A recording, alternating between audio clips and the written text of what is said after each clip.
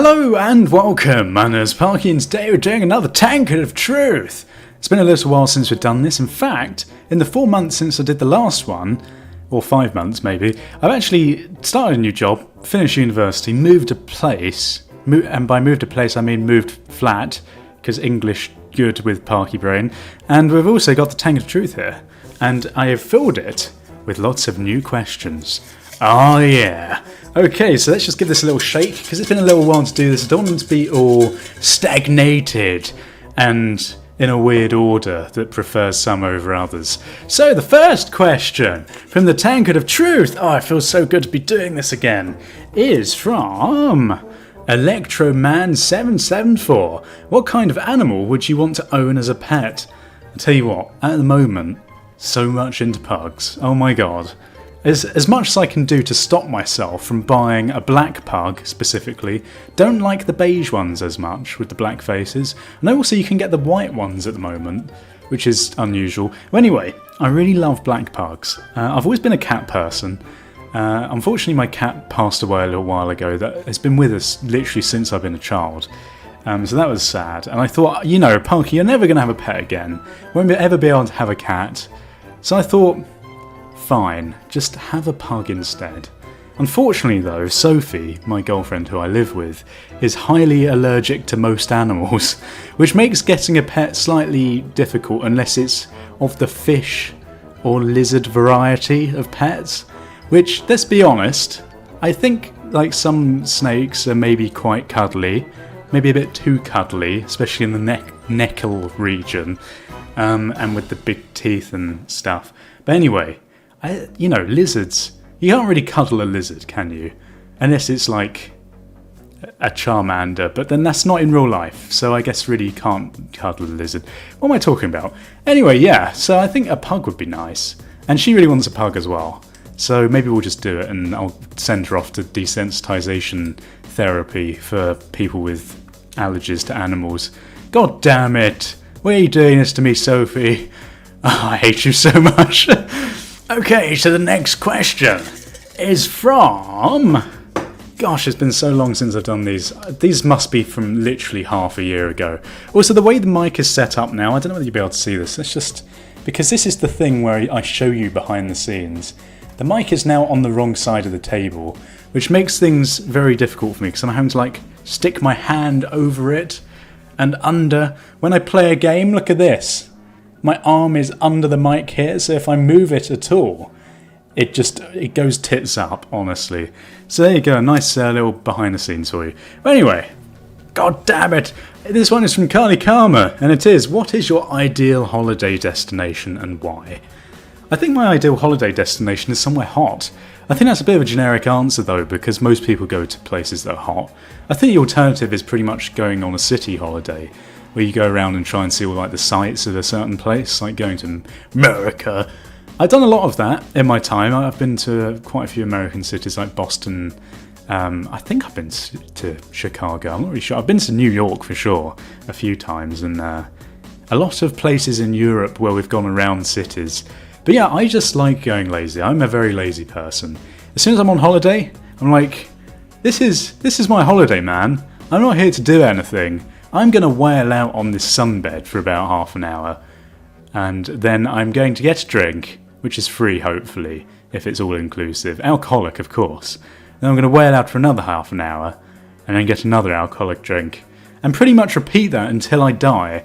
But yeah, so there you go. That's just every day actually of my life, not even just on holiday. So this next question is from Jenny Boy. Who is your favourite Doctor from Doctor Who? Now, I've actually mentioned Doctor Who quite a few times, and as you can probably tell, we're a household of Doctor Who fans. As you can see, the Dalek poster is now here in the new place, pride of place in the living room. But yes, my favourite Doctor. I'm sorry if this sounds generic, but David Tennant is the best Doctor. There's no argument there. You say that you like Matt Smith. Matt Smith is one of my least favourite Doctors, actually.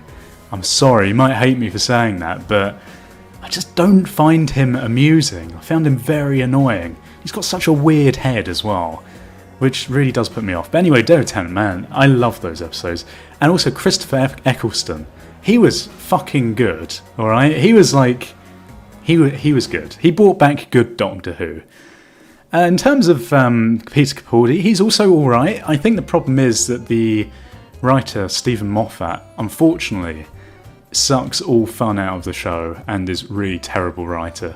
I think on the internet it's one of those things where most people will agree with that statement, but the people who like Stephen Moffat as a writer really, really like him.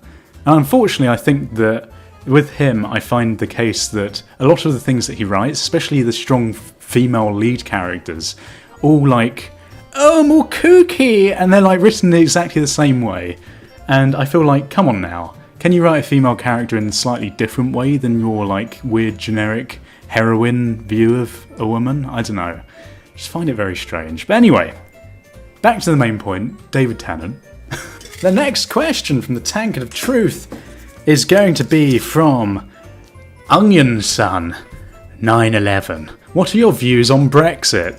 Oh god, I was actually writing this one out earlier because I take all your comments from the previous video and put them into the tin, or also known as the mug, the tankard.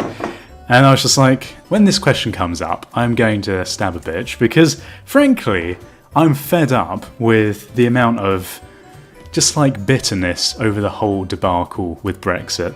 If you're not from the UK, and you probably don't know the extent to which this has gone from, it was basically a decision for us to leave the EU or not. And unfortunately, there's been a lot of fallout, and there's going to be a lot of fallout no matter which side it came down. But we've left, and people aren't happy. And unfortunately, there's certain people in society who do not ever take a decision when it comes to an election or politics or whatever we're voting for. They don't just say, okay, that's done now, there's nothing we can do about it. It's what the masses want. I disagree with it, but I'm just going to have to live with it now. There's nothing I can do. Fortunately, there's a lot of people in society who will take that to the next extreme and start actually becoming aggressive towards, and this is on both sides, if you voted in or out. And unfortunately, it's something that I don't really like talking about because I feel as though it's just another way of flame wars starting. And I'm fed up of seeing it on the news. I think everyone in the UK is pretty much fed up thinking about it. So I'm not going to think about it. And my views on it are pretty much that I don't give a shit anymore. I think, like, it comes to a point with politics where you can't let it envelop you entirely. Like, there is more to life. And frankly, in the 3 months or whatever, I can't even remember the amount of time it's been, that's how little I've been thinking about it. Whatever time has passed since that vote, I've not noticed any differences either way. I think, like, everyone's forgotten about it, most part anyway. And frankly, I don't give a shit. So there you go, that's my response. And I'm not coming down on either side of the debate on here. As a public entertainer, a public outlet for you guys, I feel as though I've got to remain neutral on all accounts, and that's probably a good thing to be doing.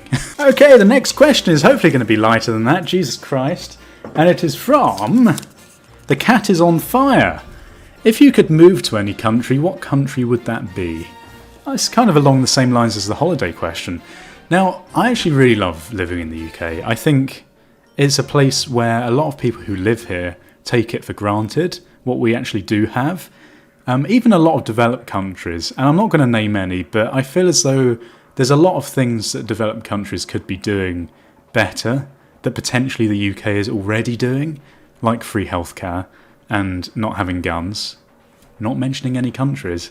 But I think if I were to have to move somewhere, it'd have to be somewhere with a similar culture, because I'm not one of these people that I'm not like, shit, I really hate where I've come from. It's so generic living in the same country I was born.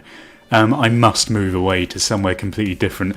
I'm going to move to India because I don't know anything about India and I want to have some deep life experiences that make me feel like I'm really in touch with the people across the world that really don't give a shit about any of my Western ways. And I really want to have an impact on them and myself. I'm not like that. I want to be somewhere that I feel comfortable, that have a lot of the values that I do in general. And generally, I don't think there's many places in the world that have identical views as the UK. I mean, look at Brexit, perfect example. Like, most of the UK obviously decided that we don't get on well with, or we don't gel well with the rest of Europe. And it's always been the way. Europe, they've got very different mentality. They're frankly about 15 years behind in terms of entertainment. If you ever watch bloody Eurovision, my God, you'll see what the hell I mean about that. But anyway, I think the point I'm trying to make is that there's only a few countries that I would ever even consider, and those would be Scandinavian countries like Norway, Sweden, because my God, they're actually like quite legitimately lovely places to be, and maybe Canada. That's pretty much my short list. And if everywhere else in the world, if you mention it, if you're like, oh, Parky, what about this place? It's not on the short list. Sorry. There's literally like so few places. And again, I wouldn't even move to Scotland. Let's put it that way. Like, or Ireland or Wales. Like, no. Actually, maybe Wales. Wales is okay. Scotland, not so much. There's nothing wrong with Scotland. I just don't think that I personally would be well suited to living there.